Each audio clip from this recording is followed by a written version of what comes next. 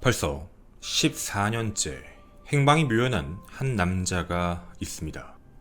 그는 1960년생, 이름 박종윤. 아마 낯이 익으신 분들이 꽤나 많으실 것 같습니다. 매년 경찰청에서 발부하는 중요 지명 피의자 종합 공개 수배에 늘 이름을 올리는 범죄자입니다. 2007년 2명을 살해하고 종적을 감춘 박종윤은 지금 어디 있는 걸까요? 오늘 여러분과 그 행적을 찾아가 보고자 합니다. 생존 신호가 갑자기 사라진 두 남자가 있었습니다. 경찰청 캐비넷엔 미제 사건으로 분류되어 제보만을 기다리던 사건이었죠. 그런데 그 누구도 상상하지 못한 그 시각, 세상에 드러나게 됩니다. 2009년 9월 29일, 당시 59세 김씨는 희망근로 참여라는 명분으로 강원도 영월읍 38번 국도에서 제초 작업을 하고 계셨습니다. 오전 11시 30분경 쉬는 시간을 잠시 이용해 송이버섯과 밤을 채취하기 위해 숲 내부로 들어갔다가 무언가를 보고 깜짝 놀라게 됩니다. 썩은 냄새가 진동하던 그곳엔 백골 상태의 두개골과 흙 속에 파묻혀 있는 옷가지들을 발견한 것입니다. 조사 결과 발견된 시신은 총 2구였습니다. 옷가지를 제외해보면 신원을 확인할 수 있는 유류품은 전혀 발견되지 않았습니다. 시간이 지남에 따라 시신의 일부가 흙 위로 노출된 것으로 시신은 안매장된 지 좋게 1, 2년은 된 상태로 보였죠. 특이한 점은 윗옷 그 소매 부분이 포장용 노끈으로 묶여있는 점으로 미루어 보아 범인은 다른 장소에서 피해자들을 살해하고 영월에 유기한 것으로 추정이 됐습니다. 이미 시신이 백골화 상태가 진행된 상태라 피해자들의 신원을 제대로 확인할 수 없어 국립과학수사연구소에 정밀감식을 의뢰합니다. 강원도 영월에서 2구의 변사체가 발견되었다. 이 내용은 기사뿐만 아니라 전국 경찰청에도 전달이 됩니다. 그때 무려 160km 떨어진 어떤 장소에서 변사체의 신원을 안다라는 소식이 전해집니다. 바로 서울 송파경찰서였죠. 분명 어딘가 낯이 익은 의류를 확인하게 됩니다. 2년 전이었던 2007년 영월 납치살인 사건으로 조사했던 2명의 실종자, 그중 한 남성의 의류와 일치를 했기 때문입니다. 국가수의 유전자 분석 결과 사라진 2 남성, 사라졌을 당시 김씨와 오씨로 확인이 됩니다. 강원도 영월 납치살인 사건은 이상한 소문 때문에 2년 전에 수사가 시작되었습니다. 2007년 12월 17일 도박판에 돈을 빌려주는 사채업자 47세 김씨와 그의 경호원 52세 오씨가 누군가에게 납치된 것 같다는 첩보가 있었습니다. 당시 수사를 시작한 경찰은 서울 강동구 유흥가의 유명 인사였던 김씨와 오씨가 실제로 감쪽같이 사라졌다는 사실을 알게 됩니다. 즉 그 첩보 내용이 진실이었던 것이죠. 당시 납치 용의자는 2명으로서 무직의 상태로 도박을 하던 당시 나이 49세 박종윤, 그리고 당시 나이 34세 의료기기 판매원 남궁 모씨입니다. 평소 김씨의 벤츠 차량에는 늘 수억 원의 현금 다발이 들어있다라는 소문들이 있었고, 빚이 있던 박씨와 남궁씨는 그 현금을 노리고 납치를 했다라는 소문이었죠. 경찰은 주변인 탐문을 통해 수사를 본격화했고, 피해자들의 생존 신호가 끊어진 바로 그 시점, 놀랍게도 마지막으로 통화한 사람이 박씨와 남궁씨인 점을 확인합니다. 첩보가 진실이었습니다. 마지막 신호가 끊어진 곳이 어딜지를 체크를 해본 경찰, 12월 말이었습니다. 신호가 끊어진 장소, 생존 신호가 사라진 장소는 강원도 영월의 38번 국도 인근. 그리고 이곳을 수색하던 경찰은 당시 오씨의 지갑이 든 점퍼를 하나 발견합니다. 그리고 국가수의 유전자 분석 결과도 오씨의 가능성이 높다는 걸 이미 2007년에 알고 있었습니다. 거기서 끝나지가 않았습니다. 그날 그 시각 박 씨와 남궁 씨가 서로 함께 통화를 한 기록이 3건 정도가 확인이 됩니다. 그럼 이 모든 내용을 종합해보면 2007년 12월 사망한 피해자 김 씨와 오 씨가 사라진 그 시각, 그 날짜에 박 씨와 남궁 씨도 이 영월 38번 국도에 있었음이 확인되는 상황이었죠. 경찰은 대규모 인력을 투입해 영월 인근의 야산 전부를 다 뒤졌지만 김 씨와 오 씨의 시신을 발견하지 못했고, 시신이 없는 상태이다 보니 박 씨와 남궁 씨의 체포영장은 검찰 단계에서 증거불충분으로 반려당했습니다. 그렇게 2년이 지나 강원도 영월 38번 국도에서 2구의 변사체가 발견됐고, 그리고 의류가 발견됐는데 그건 보통 의류가 아니었습니다. 2년 전 발견했던 오 씨의 겨울 점퍼와 세트인 의류가 발견된 것이죠. 국과수의 감정 결과가 오래 걸릴 것을 대비해 송파경찰서는 급히 영월로 출동을 하게 됩니다. 그리고 두개골을 일단 먼저 챙겨 2007년 당시까지 김 씨와 오 씨가 자주 치과 치료를 받았던 서울 광진구의 치과 병원을 찾아가 CT 및 엑스레이 촬영으로 치아 대조 작업을 시작합니다. 그 결과 경찰이 가지고 온 두개골은 사라진 김 씨와 오 씨의 진료 기록 차트와 정확하게 일치한다는 감정서를 받습니다. 해서 2년 전 사건의 유력 용의자였지만 당시엔 증거가 없어 반려된 박종윤과 남궁 씨의 체포영장을 2년 만에 발부받게 됩니다. 이제 남은 건 검거를 위해 출동하는 것뿐입니다. 그런데 경찰은 무언가 이상한 걸 하나 확인합니다. 남궁 씨의 행적은 자신의 친형회사에서 일을 하고 있는 것으로 확인이 되는데, 이상하게 박종윤의 행적은 확인이 안 되는 것이죠.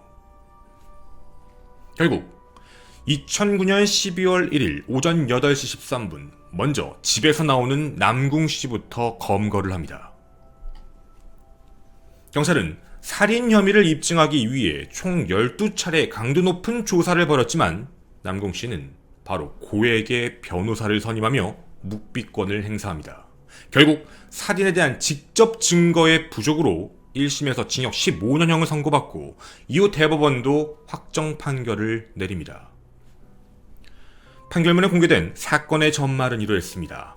중요한 점은 이 내용은 남궁 씨의 진술입니다.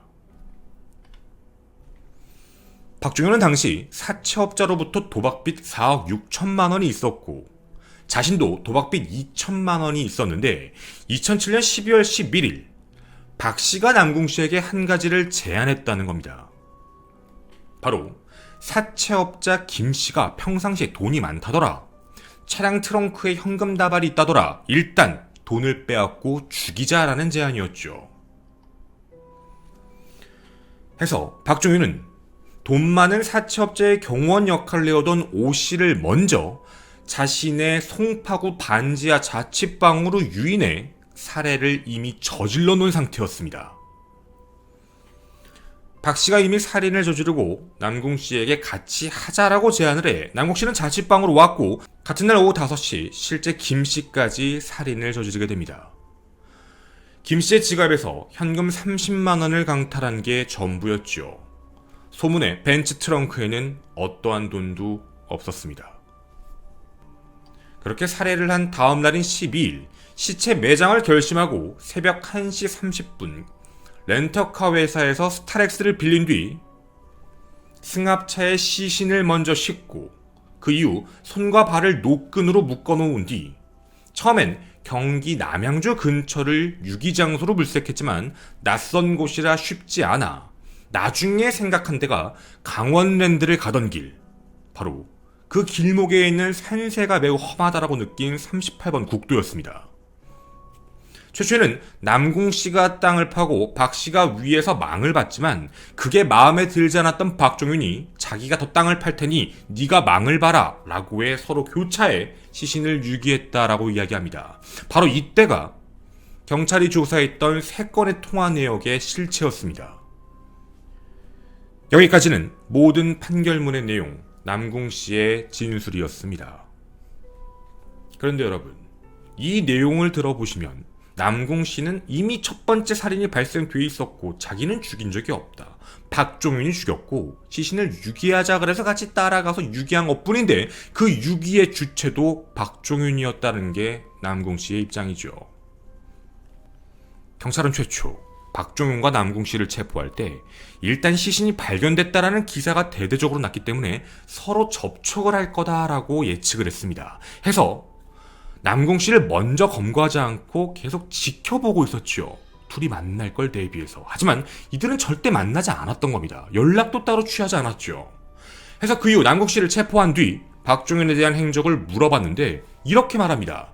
사건이 있었던 바로 그날, 시신을 유기했던 그날 이후로 연락을 하지 않았다. 나는 한 번도 그 이후에 본 적도 없다라는 말을 합니다. 자신이 알고 있는 건 한 가지밖에 없다. 그냥 이 사진이랑 그리고 박종윤은 정말 똑같이 생겼다.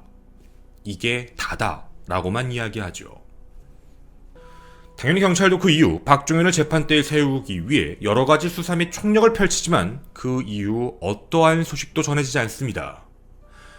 어디선가에선 박종윤이 필리핀 도박장에 있었다. 원양어선을 탔다.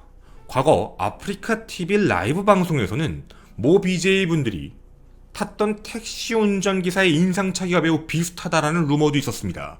하지만 모든 수사 결과 전부 박종윤은 아니었죠.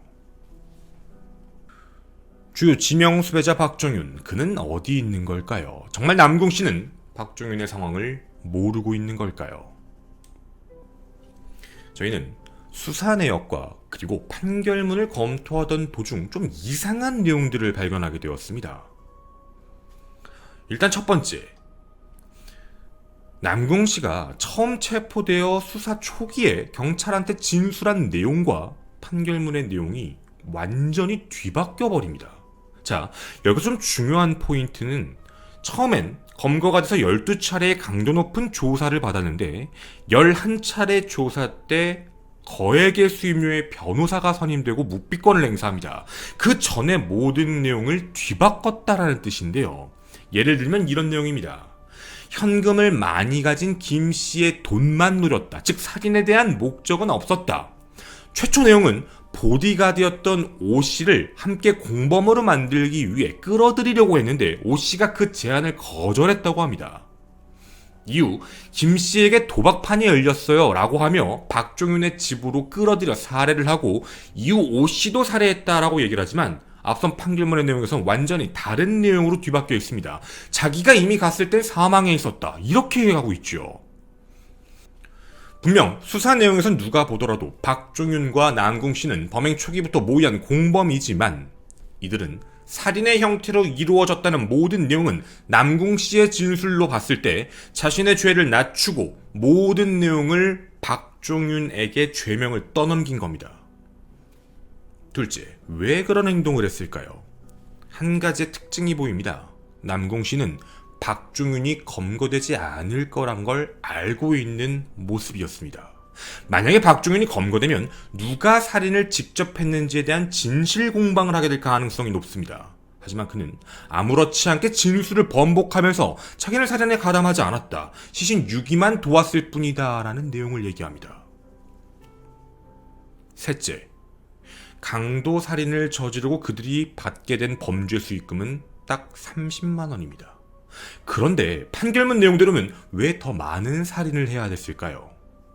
실제로 남궁 씨의 입장에서는 김 씨의 사망 이후 죄명대로 사체 유기를 빼면 더 이상 범행에 가담할 이유도 없습니다. 자신의 도박비 2천만 원을 감당해줄 수 있는 사람은 아무도 없었거든요. 그런데 왜 굳이 또 오 씨를 살해하고 함께 시신 유기하는 장소까지 갔을까라는 의문점이 듭니다. 넷째, 이상한 기록이 하나 있습니다.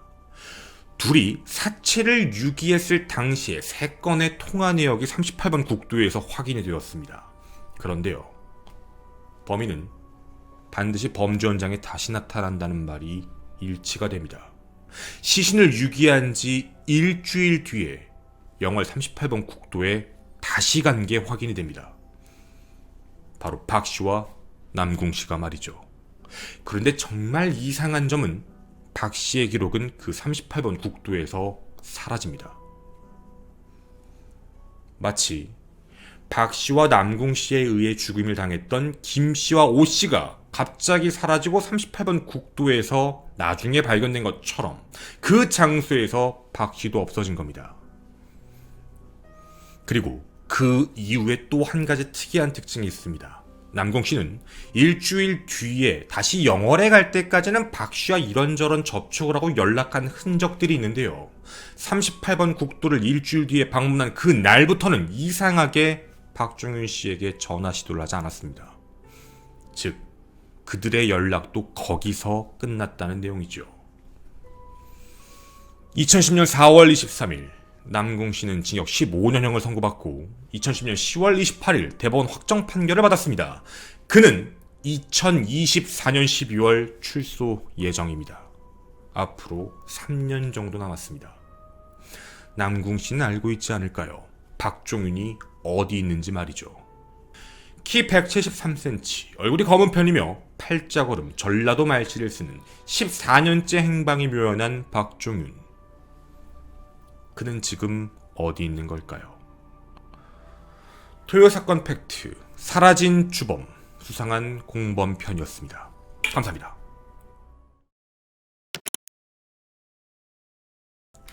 확정적인 말씀을 드리는 건 절대로 아닙니다. 그런데 참 이상한 점 중에 하나는 2007년 12월을 기점으로, 그리고 그 장소에 둘이 같이 간 그 기점으로 모든 연락은 사라졌습니다. 물론 그 연락이 사라졌다고 해서 누군가를 의심한다라는 부분이 명확하진 않을 수 있죠. 왜냐면 왜 굳이 그런 행동을 해야 돼? 라는 생각이 들 수도 있는데 당시에 빚이 많았던 박종윤, 빚이 생각보다 조금은 적었던 남궁씨, 그래서 그게 이상하다는 거예요. 자, 분명히 박 씨가 제안을 해서 남궁 씨가 함께 했다는 게 남궁 씨의 진술입니다. 근데 실질적으로 남궁 씨는 나이도 그때 어렸고 집이 그렇게 힘든 편도 아니었던 것 같아요. 어렵지 않았던 상황 같거든요. 근데 한 명은 빚이 4억 6천이고 한 명은 빚이 3천, 2천, 3천. 근데 거기서 누가 공범이었을까라고 생각을 해볼 때 빚이 4억 6천 있는 사람이 주도를 해서 2천, 3천 있는 사람이 같이 했다라는 것도 말이 될 수는 있지만, 역으로 얘기하면 남궁 씨가 빚이 2, 3천밖에 없는 상황인데 빚이 제일 많은 사람을 확인했고, 그게 예를 들어서 박종윤 씨였고, 그래서 범죄 가담이 함께 돼서 이 일을 너희 집에서 하자라는 식이었다면 이라는 거죠. 그러니까 공범에 대한 문제인 거예요. 공범이 정말 누굴까? 그리고 여기서 주범이 진짜 누굴까? 그래서 제가 마지막에 사라진 주범, 수상한 공범이라고 했는데, 사라진 주범을 제가 무조건 박종윤이라고 얘기하는 건 아니에요. 주범이 그가 아닐 수도 있으니까. 근데 물론 그렇다고 이 사람의 이 사람의 범법 사실이 무효가 되는 그런 얘기를 하는 게 아니거든요. 그리고 예를 들면은 대부분 이런 사건의 주요 지명 수배자는 시간이 오래 지나면 노화된 모습도 많이 공개를 해줘요. 근데 박종윤은 참 그런 모습이 왜 공개가 안 되고 있는 이유 중에 하나가 뭐냐면, 그때 당시의 모습을 기억하는 사람들이 중요한 것 같아요. 그러니까 2007년 12월이죠.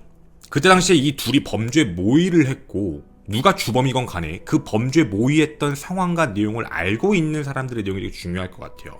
박씨 가족이 있어요. 박씨의 가족도 실종 신고를 했고, 그러니까 전체적으로 살펴보면은 이 사건에서 누가 가장 이득일까라는 문제거든요. 누가 가장 득을 보지? 라는 생각일 때, 남궁 씨가 얘기한 대로면 남궁 씨는 득 볼 게 하나도 없어요. 뭐하러 그런 짓을 해? 사람이 죽은 걸 봤는데 빚이 2, 3천? 근데 그것 때문에 같이 그런 가담을 해서 또 사람을 죽이고 유기를 한다? 왜 굳이 그런 행동을 해? 그 돈이 없는 걸 알았는데, 판결문 대로면 범죄 수익금도 30만 원밖에 없는데 왜 굳이 그런 행동을 해야 됐을까라고 생각이 드는 반면, 남궁 씨는 빚이 너무 많았던 것도 사실이고, 그래서 조금 의아한 모습이죠. 그리고 그 이후에 행적이 감춰지는 모습 자체가 의아하다는 거예요. 그러니까 마치 남궁 씨와 만나서 마지막으로 만나고 사라져버린 사람이다 보니까 어쩌면 남궁 씨가 제일 많이 알고 있어야 되지 않나? 또 남궁 씨의 입장에서도 그 이후에 연락을 해볼 수도 있는데 그때 당시까지는 연락을 하다가 그 이후에 연락이 끊어지고 그 이후에 변사체가 발견이 되었다라고 기사가 대대적으로 경찰이 남궁 씨를 이제 수사를 하면서 체포 검거까지 잠복 수사를 하고 있을 때 연락을 전혀 하지 않았다는 거예요. 만날 시도조차 하지 않았다는 거예요. 그러면 그러니까 추측입니다. 반증하는 게 뭐지라는 추측은 살아있지 않다는 걸 아는 건가? 라는 생각이 있잖아요. 그걸 알고 있어서 자신의 모든 혐의에 대해서 증명할 수 없는 문제니까 다 저 사람이 했다라고 하면 현재는 이 사람이 사람을 2명을 살해했다라는 용의자로 돼 있어요.